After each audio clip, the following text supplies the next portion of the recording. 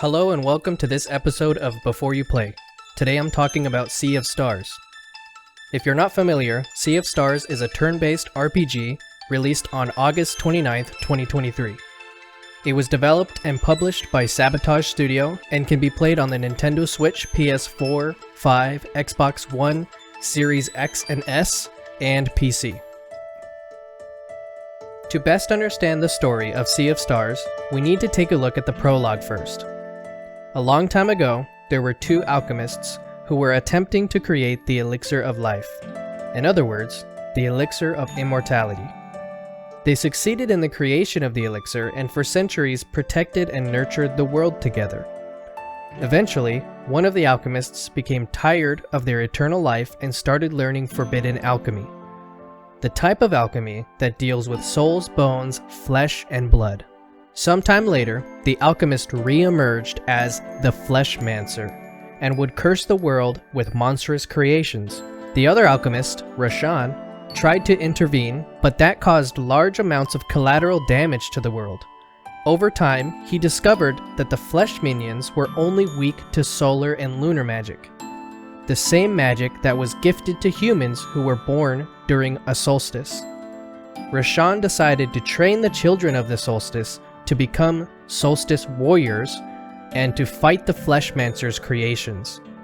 At the same time, the Fleshmancer started creating even more powerful creatures called dwellers. These creatures were even larger and could only be defeated using eclipse magic, which is only available to the solstice warriors during a total eclipse. If the dwellers were not defeated in time, they would become world eaters and destroy the world. Roshan shared this knowledge with the solstice warriors so that way they could keep track of the dwellers in the world and defeat them before they became world eaters. However, it would only be a matter of time before the Fleshmancer grew stronger. So in a last-ditch effort, Roshan performed a very powerful type of alchemy on the entire space-time continuum. This broke down reality entirely, causing countless timelines and parallel universes to be created. After this, Roshan gave up alchemy entirely to become the archivist and to start his endless journey throughout all timelines and universes to document every possible outcome and find a final solution to the Fleshmancer's evil. This is where the story of Sea of Stars begins. The Fleshmancer had visited this timeline decades ago and left behind a dweller to grow and become a world eater. There's only a few solstice warriors left in this world, but on this particular year, 2 more children were born on the solstices. All children of the solstice are born in Mooncradle, which is a village located on the top of Evermist Island. As part of their path to becoming solstice warriors, a child of the solstice must train at the Zenith Academy where they learn to battle and control their solstice powers. Zenith Academy is led by Headmaster Moraine, who had also trained the previous 2 solstice warriors, Erlina and Brigaves. In order to not spoil too much of the story, I'll finish up the story explanation with a simple log line of the plot. Solstice warriors Zale and Valere harness the power of the sun and moon to combat the dark creations of the Fleshmancer, a godlike alchemist. Alongside allies, including a warrior cook and an assassin, they embark on an epic quest across worlds, facing otherworldly threats and unraveling the mysteries in a battle to protect their universe from the looming apocalypse. Sea of Stars has 6 playable characters, and in this next section I'm going to introduce the main 3 and talk about their characteristics and connections to each other. First, we have Zale, who is an optimistic and bold male protagonist. He was born on the summer solstice and follows the path of the guardian god Solen. He was granted solar magic and his weapon of choice is the Sunblade. Next we have Valere, who is a curious and balanced female protagonist. She was born on the winter solstice and follows the path of the guardian god Luana. She was granted lunar magic upon birth and her weapon of choice is the Moonstaff. Finally, we have Garl, who is a loyal and caring male protagonist. He is best friends with Zale and Valere and does not follow any path, nor does he have any solstice powers. Garl wasn't born on a solstice, but because of their close connection and Garl's loyalty, he plays a very big part in the story. He has the title of Warrior Cook, and his weapon of choice is a cauldron lid. On the flip side, we have the Fleshmancer, who is the main antagonist of the game. He performs dark, alchemic magic to create the monsters you fight throughout the game, including the Dwellers. He also has a group of followers called the Fleshmancer Acolytes. The 4 Acolytes share a goal of resurrecting the Dweller of Strife and play a significant role in the story. I would love to continue talking about all of the characters in Sea of Stars, but for now, let's move on to the gameplay. Like I mentioned previously, the combat is turn-based, but the game generally allows the player to choose which party member attacks first and in whichever order they want. During combat, each playable character deals different types of damage, and enemies are weaker or more resistant to certain types of damage. On top of that, enemies have the ability to cast spells. They're forecasted by a timer and a set of locks that the player needs to break. Locks can be broken by applying the same damage type as the lock icon, and if the player breaks a lock, it will lower the effectiveness of the spell. If all the locks are broken, then the spell is completely cancelled. This mechanic is essential in boss fights. Finally, almost every action you can perform in battle can be a QuickTime action. By pressing the action button right before the action finishes, you can amplify damage, healing, and even block an enemy's attack. The game being turn-based is mostly regarding the combat though, because you walk around the overworld very freely. There are no random battles, and you have the ability to avoid most battles if done correctly.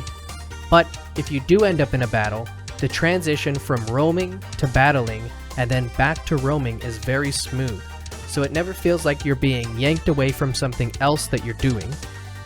When in the overworld, the game feels like a link to the past. There's puzzles, there's secrets, and there's a lot of people to talk to. Some people will even give you side quests and help you with the main storyline. With no modifications, the game is very approachable for most people. The game has relics which allow you to change aspects of the gameplay for better or worse, but they're completely optional. As you progress through the game, the difficulty of the enemies and puzzles will increase, but so will your level.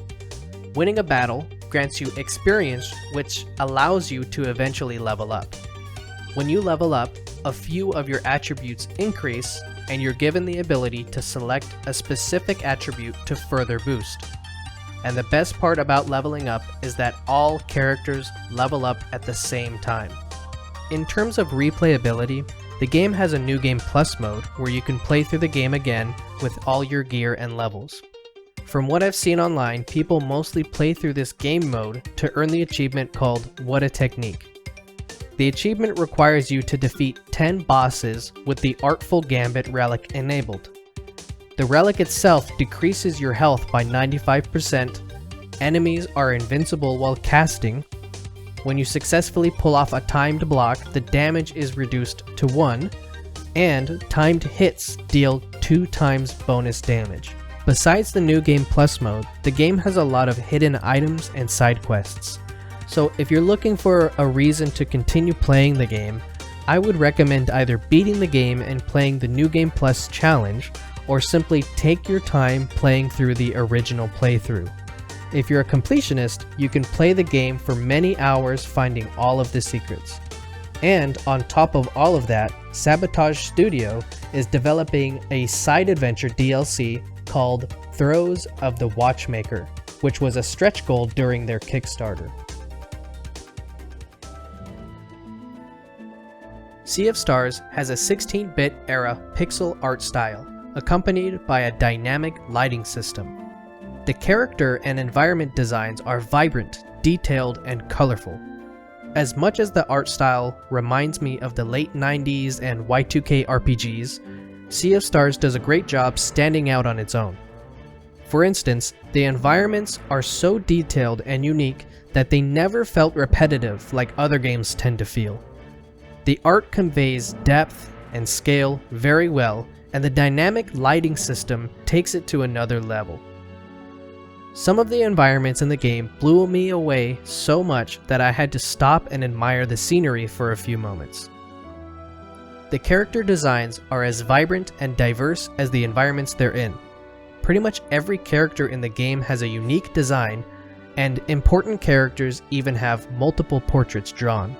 While story events are happening, usually there will be text and character portraits to progress the dialogue, but every once in a while there will be an anime-style short animation to set the scene. The combat animations are really cool too, especially the ultimate combo animations. I personally feel like a lot of games front-load their soundtracks with the bangers, but not Sea of Stars. The soundtrack was composed by Eric Brown and consists of 206 tracks across 3 discs. It's full of classic and adventurous music. Every area in the game has a track or two, and some of the songs even have day, night, and pirate versions. Before I continue, I did want to mention that Yasunori Mitsuda was a guest composer along with Vincent Jake Jones. I'll talk more about them later. Music and sound design play a big role for me when I'm playing a video game. I consider myself to be a video game music sommelier, and the Sea of Stars soundtrack pairs well with every dish. Eric Brown belongs amongst the greatest there are in terms of what people call chiptune music. Let me just show you what I mean.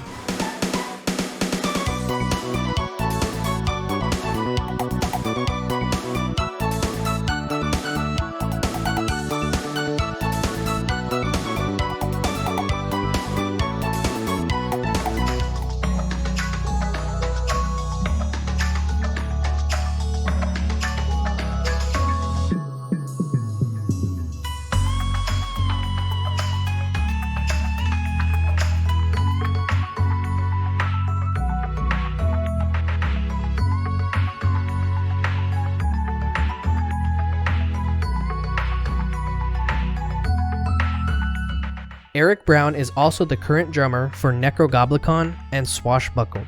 He also composed the music for The Messenger, Sabotage Studios' previous title. If you played The Messenger, you'll even recognize some of the music having similar melodies.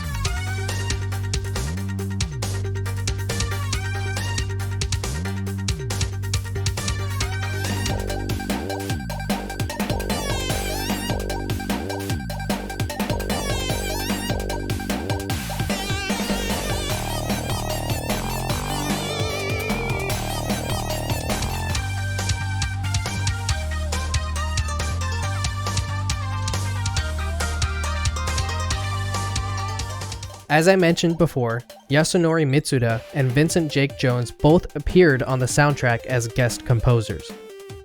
Yasunori Mitsuda is most notable for his work composing the Chrono Trigger soundtrack amongst many other games. Let's take a minute to listen to some of the 12 tracks that he composed for Sea of Stars.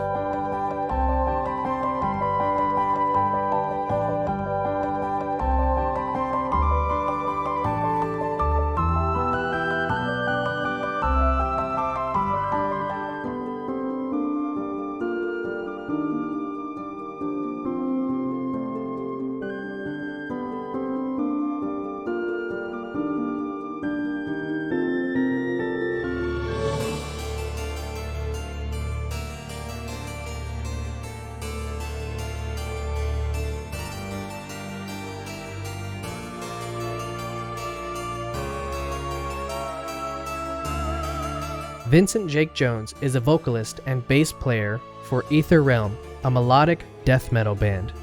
He's also credited with the synth work for Ether Realm, which makes sense when you listen to the tracks that he helped compose.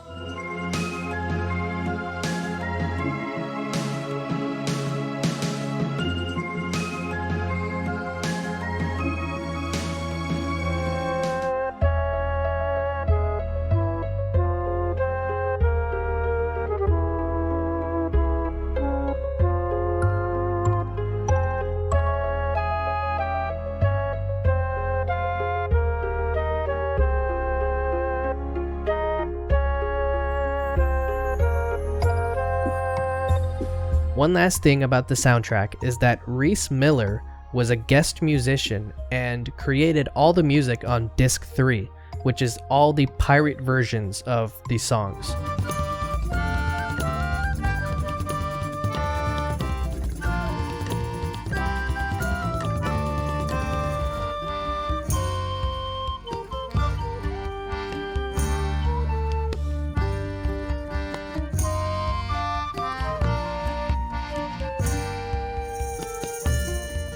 The sound design for Sea of Stars was also done by Eric Brown, and fits in seamlessly with the gameplay.